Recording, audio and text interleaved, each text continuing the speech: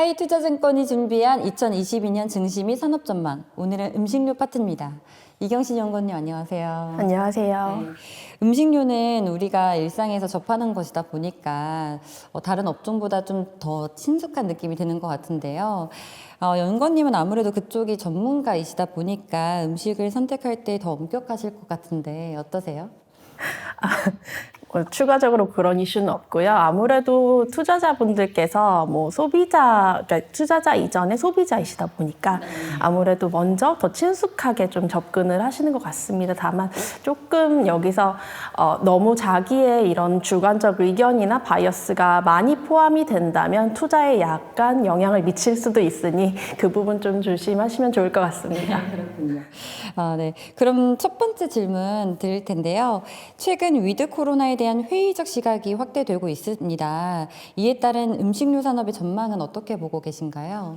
아무래도 지금 오미크론 이슈라든지 아니면 사회적 거리도 다시 좀 강화가 되는 분위기라든지 이런 분위기가 최근에 모멘텀을 받고 있는 그런 세그먼트, 예를 들어서 업소용 시장이라든지 이런 부분은 확실히 영향을 받고 있습니다. 시장에서는 지금 업소용 시장, 특히나 주류나 음료 쪽이라든지 아니면 외식과 관련된 식자재 쪽, 이쪽으로 좀 모멘텀을 많이 보고 계시는데 사실상 이 부분에 대한 성장률이 좀 기울기가 완만해지는 영향은 좀 있을 것 같습니다. 다만 포인트 드리고 싶은 점은 이전 대비해서 확실히 성장하는 분위기고요. 지금은 아무리 대외 변수가 강화가 되더라도 지금 좀 거리두기를 완화하든지 아니면 대외 활동을 확대하는 그런 분위기로 가고 있기 때문에 그 부분에서는 성장의 그림은 여전하다라고 요약드릴 수 있을 것 같습니다. 그렇다면 업황은 자연스럽게 개별 회사의 영업 실적을 통해 확인될 수 있을까요? 충분히 가능합니다. 왜냐하면 음식료에 상장된 기업들은 대부분 제조업체고요. 제조업체 같은 경우에는 탑라인에서 물량이 성장을 한다면 자연스럽게 그 밑단까지 영업이익이 늘어나는 그런 효과를 볼 수 있습니다. 가정용 시장에 대해서는 추후에 다시 설명을 드리겠지만 업소용 시장 같은 경우에는 물량이 조금 늘어나는 그런 이슈를 당연히 영업 밑단까지도 다 반영할 수 있다, 요약할 수 있을 것 같아요.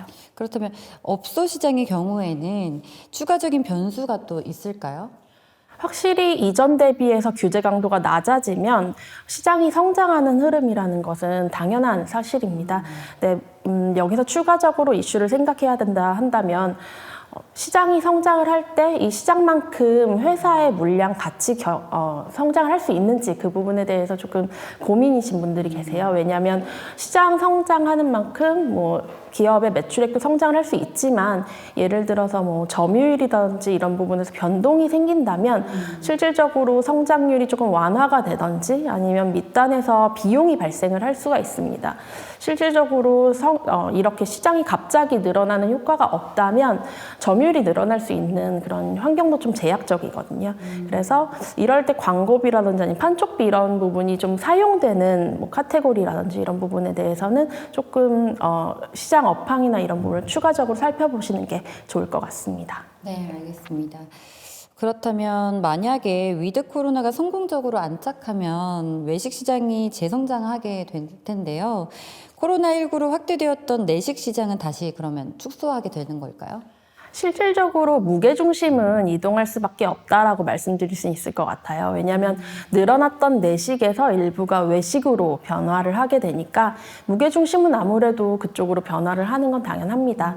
다만 이전과 내식에 대해서는 좀 환경이 바뀐 게 좀 몇 가지가 있어요. 첫 번째는 기존 대비해서 오프라인보다는 온라인에서 사용을 많이 하기 때문에 그런 부분에서의 지속성은 가능하고요. 그리고 HMR이라든지 이런 가공식품 같은 경우에도 지금 소비는 좀 계속 지속이 되고 있습니다. 그래서 급격하게 뭔가 하락을 한다든지 아니면 성장이 아닌 좀 시장의 둔화라든지 이런 축소 이런 부분을 걱정하시는 것보다는 약간 시장이 변화를 하고 있다 쪽으로 이해하시는 게 좋을 것 같습니다. 네, 알겠습니다. 그럼 마지막 질문인데요. 오프라인 유통 채널 할인점 등이 다시 확대되면서 음식료 업체 간 경쟁이 다시 과열될 가능성은 어떻게 보세요? 아무래도 시장에서는 오프라인 비중이 늘어난다라고 한다면 그에 따른 그에 수반되는 비용에 대한 이슈를 좀 걱정을 많이 하시는 편이세요. 예를 들어서 오프라인 같은 경우에는 아무래도 광고판 쪽비가 좀 많이 들어가는 그런 채널이고 추가적으로는 수수료가 좀 많이 지급이 됩니다. 그래서 이 부분에서 비용이 확대되는 게 아닌지에 대한 우려가 좀 있는데 아까 좀 말씀드렸던 것처럼 온라인이나 이런 비중도 많이 늘어나고 있고요. 그리고 아직까지는 아무래도 좀 마스크를 사용을 하고 아무래도 이전보다는 대외 활동을 조금 자제하는 그런 분위기가 지속된다라고 한다면 사실상 비용이 뭐 추가적으로 추례되거나 그런 위험은 좀 없습니다. 적어도 단기적으로는 내년까지는 그런 이슈가 좀 적다라고 보고 있고요. 실질적으로 회사들 같은 경우에도 뭐 20년, 21년 두 해 연속으로 비용단에서는 확실히 조절이 가능했습니다. 그런 흐름은 적어도 22년까지는 가능하다라고 말씀드릴 수 있을 것 같습니다. 2021년과 2022년과 동일하게 간다. 네, 거의 비슷하게 갈 수 있다라고 보시면 좋을 것 같아요. 특히나 비용단에서는 크게 변화는 없을 것 같습니다. 네, 알겠습니다. 감사합니다. 네, 오늘은 이경신 연구원님과 함께 2022년 음식료 업종 전망에 대해서 알아봤습니다. 저희가 준비한 내용은 여기까지고요. 도움이 되셨다면 구독과 좋아요 꼭꼭 눌러주세요. 내년에도 DGB 하이와 함께해요.